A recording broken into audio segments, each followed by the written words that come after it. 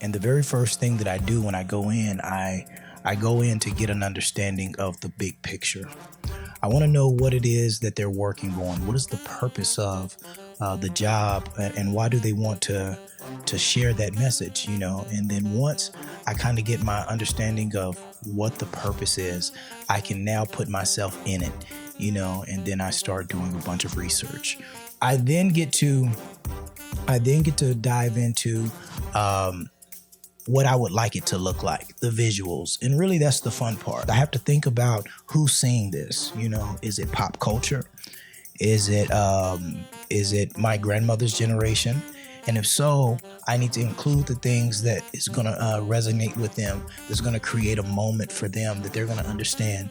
And if it's the younger generation, if it's pop culture, trendy culture, or whatever, I need to make sure that the right artist or the right influencer is a part of the project. So you have to consider the target audience in the earliest stages of production. After we've got our direction set and we have our outline, then we really get to outline the actual production. This is the actual operating. This is the pre-production phase. This is when we're figuring out everything from catering to transportation to what camera we're shooting with to everything that's going to happen the day of whatever scene it is that we're working on. And so for me, I love a set where everyone who's working is a professional. I like to see our grips, our gaffers take everything serious. I like for the guys who are, closer to the camera, all the way to the outer skirts of like security.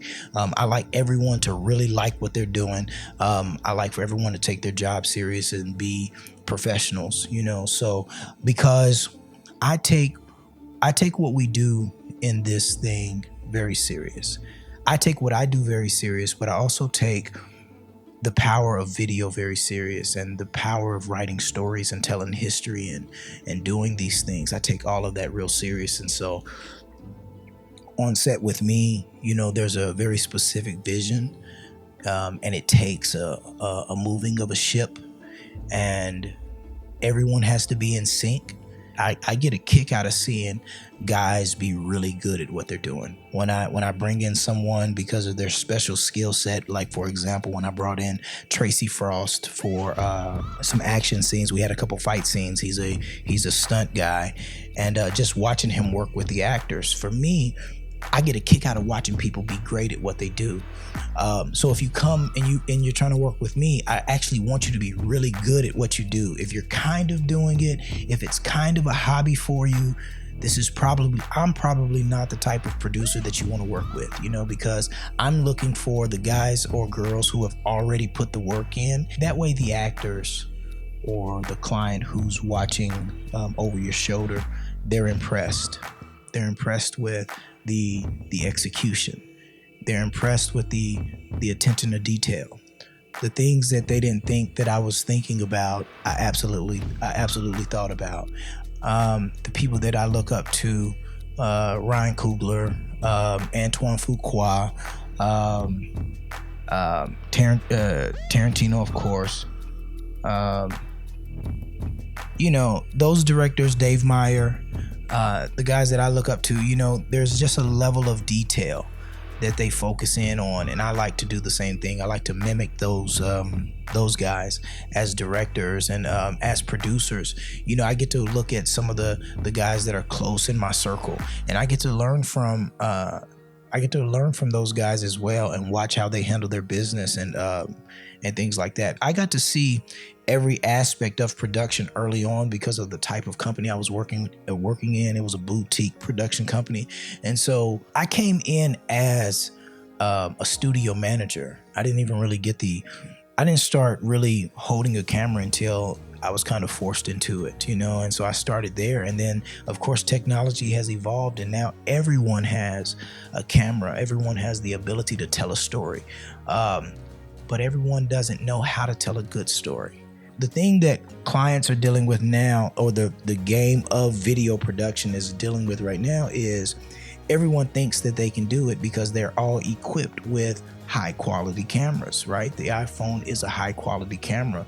There are scenes in certain movies that probably have clips from the iPhone in and on the big screen. So people are equipped now with high quality things but that's not the only thing, right? So just because you give someone a hammer doesn't mean they can build a house, right? It's so many phases of it. Just because you have the tool of a camera doesn't mean you know how to deliver messaging.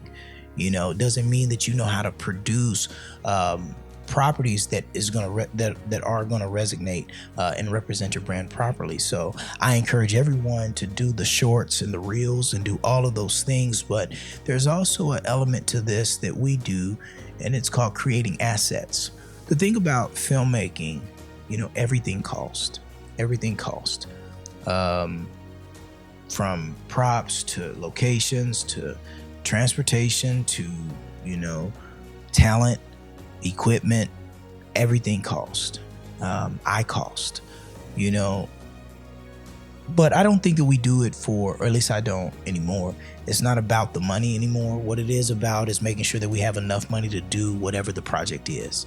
I don't like to approach the project where the expectation is so high, but no one's willing to sacrifice the real, the money. It takes money to do this. And I want to do, things that challenge us and tell stories that really invoke or provoke the right emotion, to create the results, to make people pick up the phone or to make people run outside their homes and show up to your event or whatever it is. I want to make sure that it actually creates the results. But we can't when we get around budget time, artists or entrepreneurs, when it's time to really talk about the cost of video, everybody freezes up because there's specialized positions in this whole thing. And so to do things right, it just costs money. And really, we only really want the type of clients that understand that. I don't want to have to convince someone the cost of something. That's not something I'm into. Working with a team on set is like kind of a dance.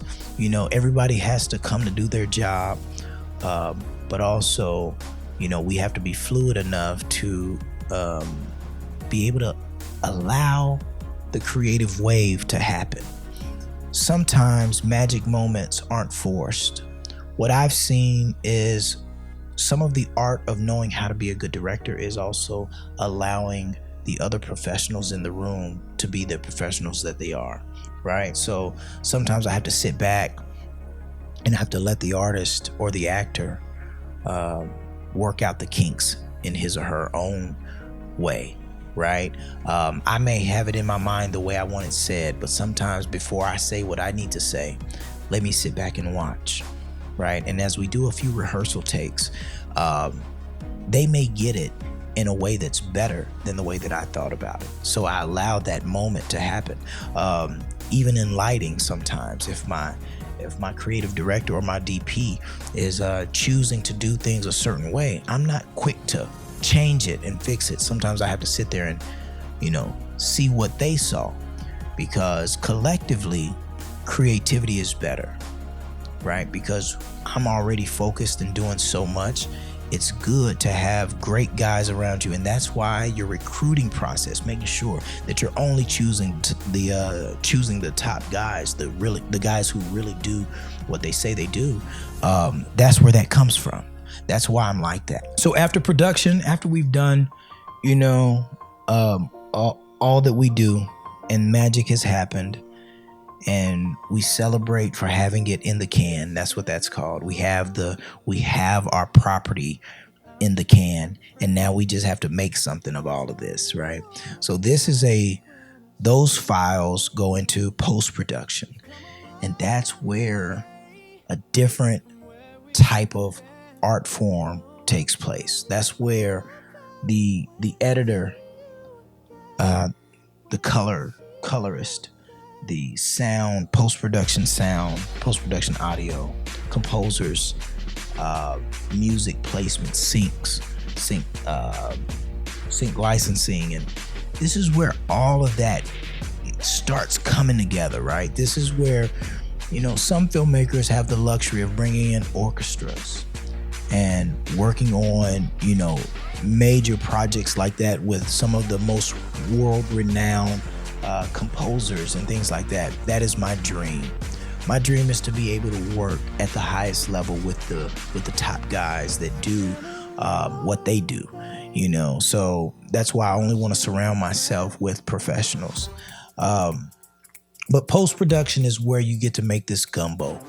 And the editor, of course, is taking the direction from the director and the script and all of those things. But he himself is also an artist. He's also painting a picture now, and he has the opportunity now to style how this piece is going to now be put together. And this is such a very important piece to the puzzle. And if done wrongly, there are things that may not come across right in your piece, right? Your story, if you're jump cutting the wrong way, or if the transitions aren't right, or the storyline isn't flowing, if it doesn't have its rhythm and its feel, and if the editor doesn't understand that, then people won't resonate with your story, and they don't know why. Well, it's because the sound wasn't mixed right, or it's because the visuals weren't right, or whatever it was. But in order to do it right, you have to consider all those things, or at least hire someone who knows all of those things and knows how to dot those I's and cross those T's. The response that I like most from clients is, how did you do that?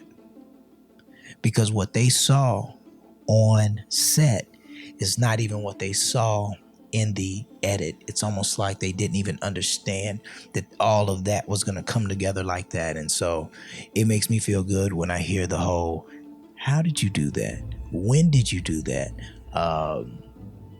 Because I like to put a little extra sizzle on top, you know what I mean? Or a little cherry on top for the client, so, or the project, every director, producer, cinematographer, musician, artist, everyone has their little touch that they should put on something to let the world know that they were there.